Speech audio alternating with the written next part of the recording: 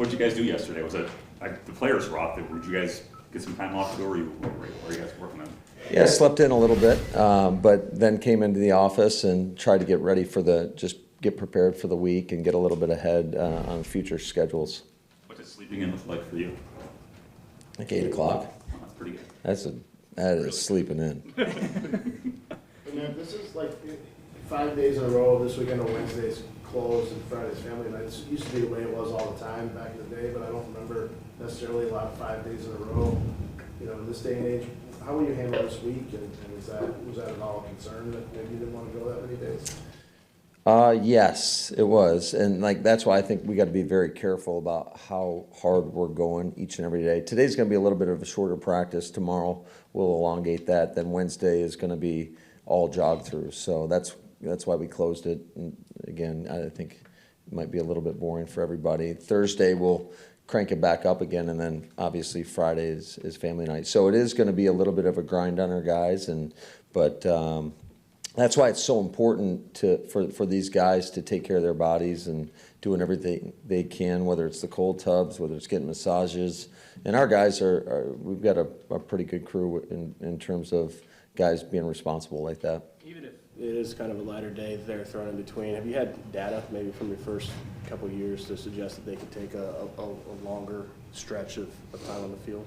Yeah, that was kind of one of my questions to our guys that kind of give us a lot of insight into that. But they told me that we think we'd be all right, so that's why we went with it. I mean, it is training camp. You got to callous them a little bit, right? But you did in that first year, right? If I'm remembering right. Sure, we did not. So where are you on installations, and when is that over? When are you done with that? I would say that we'll be pretty much through after this week. The majority of the stuff would be in. I would say probably 90%. Is that usually a big turning point for you in camp, to know where you're at once you have the installations in, or is it later? Well, it does. Obviously, the further you get into camp, there's definitely just more volume. It can really challenge our guys. So I think once we get past that point, everything's in, then you kind of give them an idea of what's coming, whether it's offense, defense, or defense, for that day. Back during mini camp, Rodgers mentioned that 80% of the passing game went through Devontae. I'm not sure if that's an exaggeration or not. I guess I'll start with that. Is that a fairly accurate representation, or was he exaggerating to make a point? No, I'd say that's pretty accurate. A lot of times we'd put him as the primary, and we move him around all over the place, and so it just a lot of times the coverage can dictate where you're going to go with the football. So, but I would say that the majority of times in the passing game that he was the primary receiver. So how big of an adjustment has it been for you schematically, or maybe it hasn't been at all? I guess I'm wondering about the transition there. Yeah, we're not even into that right now. Right now, it's more or less about just installing an offense, and I think as we get closer to game planning, that's where the game planning comes into play. Certainly, you want to give these guys enough opportunities to see what they do well, what routes they're really great at, and then try to showcase that come game time. So from a playbook perspective, nothing is really changing there. Yeah, I mean, it's nothing drastic. Certainly, every year you make tweaks, and you study other teams around the league, and you tend to maybe copy some of the stuff that teams are having success with, and implement some of those things if they fit within your system. I saw a little bit last year of AJ and Aaron in tandem. Is that something that can give you a little growth spurt until all those other factors in the passing game are pretty well settled? Yeah, I think, it's kind of game by game. If we feel like that's the best way to attack somebody, then certainly we'll put that in. We have done some of that throughout the course of camp, and that's just part of our system, whether it's AJ and Aaron or two halfbacks. I mean, that's just kind of part of our system. I think not telling any secrets out there. Everybody can watch the tape.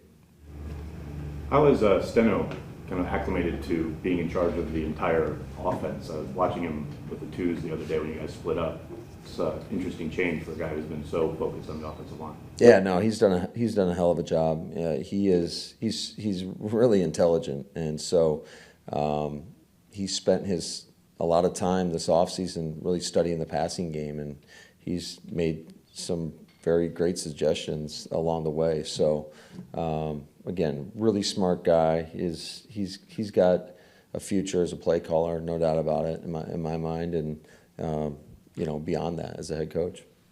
Watson, you had, obviously he was here earlier with the minicamp and stuff, and he's in the meeting room, position room, but just how much of a concern is it the time missed in terms of what it might impact what he can do later on? Yeah, it's tough because there's nothing like getting those real live reps, and even if it's in a walkthrough situation, just some of the subtleties that our quarterbacks can do at the line of scrimmage to maybe change a play or tweak a play, and when you're not out there doing it, it is an adjustment. But we've got confidence in not only Christian, but in Vrabel, and we'll get them up to speed as soon as we get them back out there.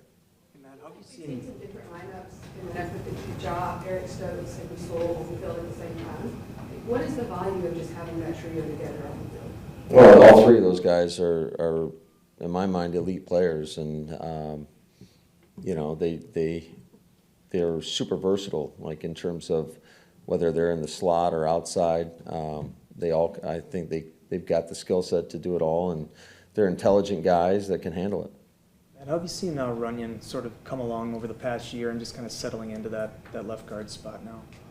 Yeah, no, John's made great strides, and again, everything's going to be a competition here, and we're trying to get the best guys out there, but he has definitely done a nice job when given those opportunities, and we expect him to continue to improve because he's by far from a finished product, and I think he'd tell you that as well. Getting anybody back today? There's going to be nobody back. Sammy will do some team reps. That's good. Matt, so the Sean Watson's ruling came down today. What are your thoughts on him getting a 6-game suspension? I've got no thoughts on it. I didn't even know until you told me, so I've got nothing to say about that. I don't know much about it, and so I'd rather not talk about it. And are the number of competitive periods going to be consistent? So you did inside the 10 the other day. You want to have one every game or every day, whether it's 2-minute or inside the red zone or whatever. You try to have those every day during installation. Yeah, we're always trying to incorporate as many competitive periods as possible. Today we'll have one where we'll have a move the ball period where the offense is trying to get 2 first downs, and just more or less trying to limit the number of plays that we give these guys consecutively, at least at this stage of the game. And then we'll finish with the 2-minute period, which is always competitive. And you guys got to make sure when we get down to that red zone, you clear the sidelines a little bit, please. I saw a camera on the ground the other day. I don't know whose it was, but if you guys could not put those on the ground, that would be great.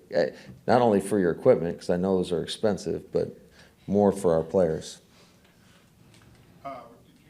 Go over the film and see whether John Charles intercepted that ball on the 2-minute. Was that a coach's call to give him another rep? That was not. We had officials out there. The official ruled it the way he ruled it, and so you got to be ready to play the next play. And it's a great learning lesson for everybody. Is just you're excited. You think you won the game, and for coaches and players, you got to have your next play call ready, and then you got to go out there and play that call. But what'd you guys think? Did you think that was an interception, or did you think you did?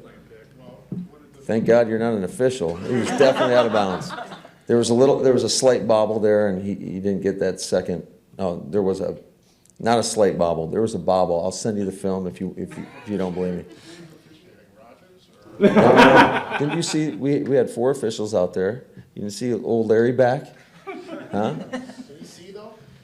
Hell yeah, you can. Did Joe Barry agree with the officiating call on the field? Yeah, everybody knows. The defense, in our team meeting just a second ago, I said, hey, we're going to find out, about our integrity right here. And I asked Sherm, I'm like, hey, Sherm, did you catch that? He said, yes. I said, well, we got a bunch of liars in this room, I guess.